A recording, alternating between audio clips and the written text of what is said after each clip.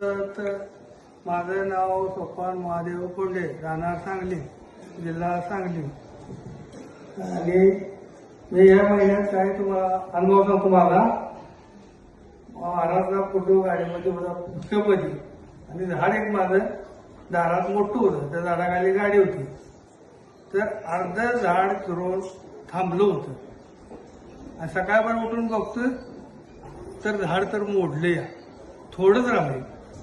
पोरं आली, पोराजीला म्हणणार गाडी काढा, गाडीवर झाड पडते. गाडी नुसती महागाई घेतली, झाड मोडून पडलं. तर त्या महाराजचा फोटो गाडीमध्ये होता. आणि दुसरा अनुभव काय आहे माझा, माझं दात एवढं दुखत होतं, एक 2-3 दिवस मी पोराजीला वाटू बोललो नाही. आणि 3 दिवसांनी मला सोशल म्हणून बोललो. पोरा म्हटला मग सांगितलं का नाही, उद्या म्हटला जाता जाऊया 10 वाजता. तर मी म्हटलं महाराजला हात आता माझा असल्या काढून मी कितींची जगणार आहे. एवढंच बोललो. 10 वाजता तर माझं दात तो 60% राहिलं. संध्याकाळपासून पूर्ण राहिलं. टाळ्या